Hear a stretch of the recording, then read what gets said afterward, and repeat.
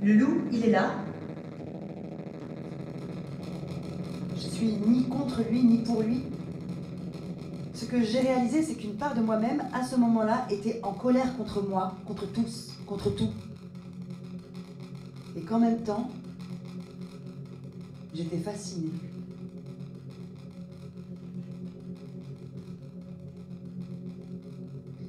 Et je te jure,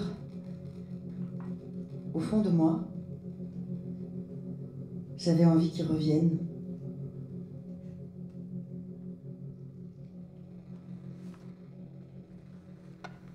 Je suis allée plus lentement. Ouais. Je peux se remettre dedans. Hein. Et il est assez doux par rapport à l'autre qui va être un peu plus violent, c'est bien quand même. Après, je trouvais ça un peu trop syncopé.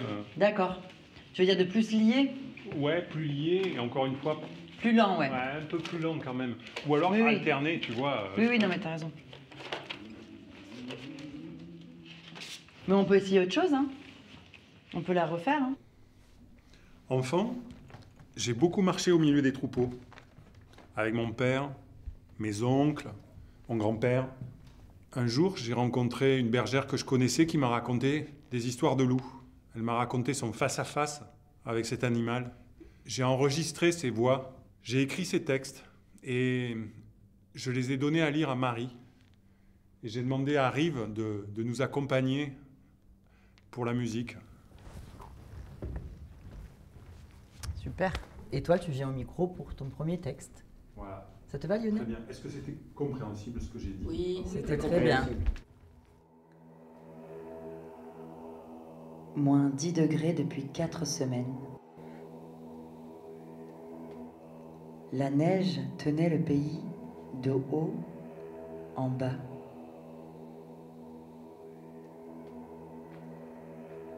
On se réchauffait comme on pouvait dans les baraques en bois de la Syrie. Parce que pour moi, c'est vrai que d'avoir ce texte, c'est une chose la lecture, parce que pour moi, c'est comme du témoignage.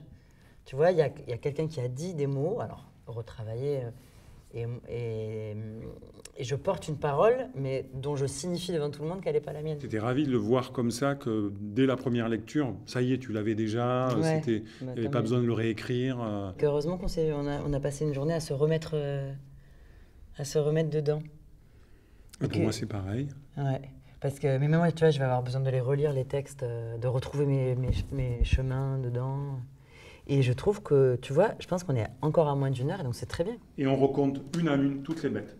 Parce que là, il y a de fortes chances pour qu'il manque des bêtes. D'accord. Parfois, je me demande si c'est pas les bergers qui ont inventé les statistiques.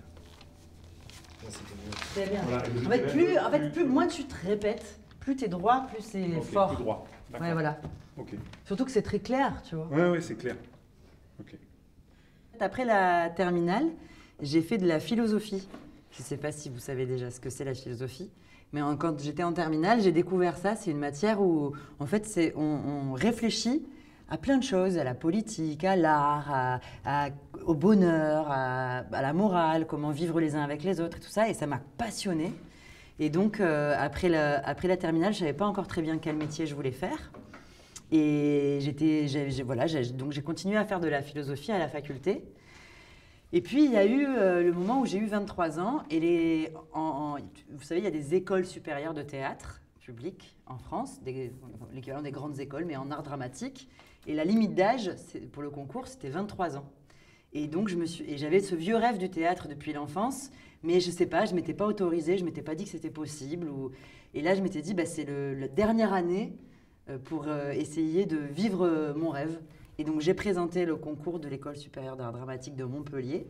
Et j'ai eu le concours et c'est comme ça que j'ai commencé à faire du théâtre. Souvent, quand on veut être artiste, les parents ils sont pas très d'accord. Du coup, comment ça s'est passé pour toi?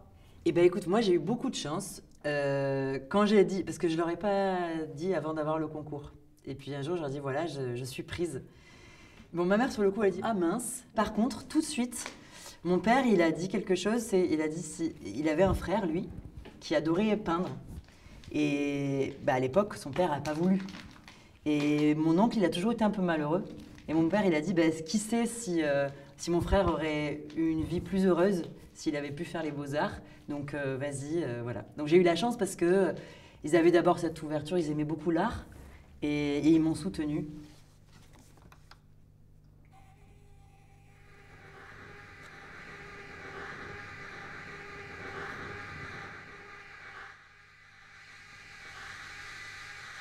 Est-ce que tu improvises à chaque spectacle? Non, non, non. Je fais beaucoup d'improvisation, mais pas pour cette pièce. Là, je suis là pour créer une nappe du son. Et je donne beaucoup de place à Marie pour sa lecture, pour qu'elle puisse parler et que tout le monde comprenne. Alors, c'est plutôt ambiance que je donne ici.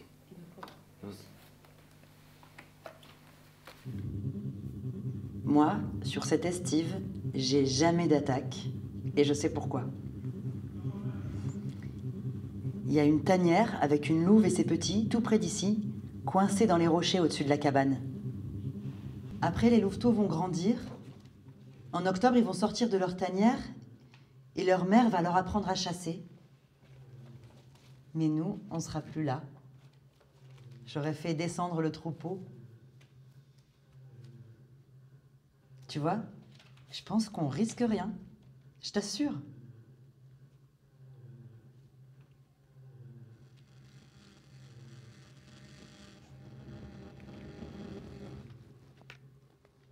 Qu'est-ce qui te passionne vraiment dans ton métier? Alors, ce qui me satisfait, je crois que c'est la diversité. En fait, selon les projets, je rencontre des gens très différents, dans des mondes complètement différents. Toute la palette des émotions humaines. Tu vois, là, par exemple, je suis avec vous, qui êtes au collège. En même temps, je travaille avec Lionel, qui est photographe, Rive, qui est artiste, aussi, à côté. Donc, et puis, j'ai découvert la vie des bergers. J'ai fait une transhumance avec des bergers, tu vois. Et puis, je sais pas, juste avant, là, j'ai fait un spectacle aussi dans les EHPAD. Donc, j'ai travaillé sur l'amour avec des personnes âgées. Donc, je suis rentrée dans les EHPAD, vécu avec eux. À chaque fois, j'ai fait un spectacle, celui que vous avez vu, sur la surdité. Donc là, j'ai rencontré des sourds, j'ai fait connaissance avec leur monde, leur culture, leur langue, leur combat politique. Et je peux en dire plein, c'est tout le temps différent. Ça peut être aussi beau d'avoir la scène brute et juste des éclairages qui viennent voilà, tu vois, très avec le totem. Très minimal. Je me dis, ça peut être aussi très beau. Ouais. Notamment quand tu es comédienne ou comédien, tu te mets, tu te livres, tu mets tes tripes vraiment sur scène. Alors évidemment, ça crée une tension, c'est stressant. Aussi, on est dans des métiers précaires, donc on a peu d'argent. Donc souvent, les créations, elles sont tendues parce qu'on n'a pas beaucoup, on peut pas beaucoup se payer. Il faut qu'en peu de temps, on arrive à créer quelque chose, tu vois.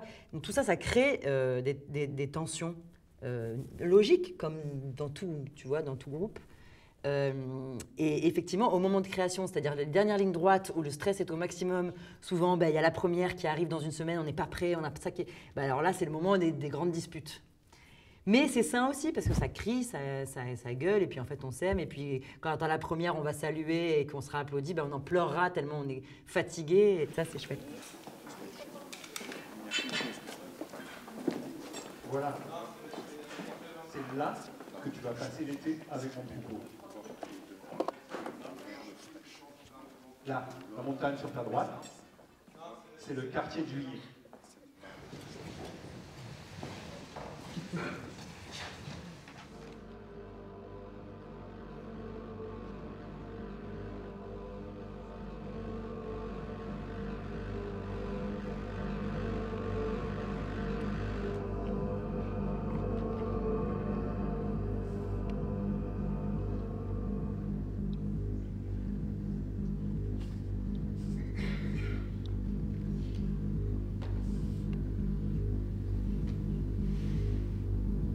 J'en rêve encore aujourd'hui.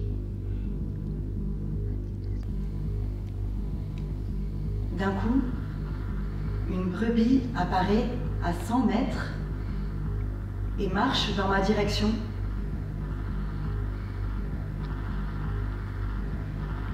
Il lui manque la moitié de la gorge. Il y a deux yeux qui se réfléchissent dans la lumière. Deux points fixes. Les deux points ne bougent pas. J'insiste avec le faisceau de lumière. Les 2 points ne bougent pas. Si c'était un cerf ou un renard, ça bougerait. Pourquoi ça bouge pas, bordel? Je retiens mon souffle. J'avance. Et je lance mon bâton. Oh! Le bâton tourne comme une hélice. Il rebondit sur un rocher. Il remonte dans les airs. Je ferme les yeux comme si le bâton allait me remonter sur la figure. Il tombe devant moi comme si lui aussi avait peur d'avancer.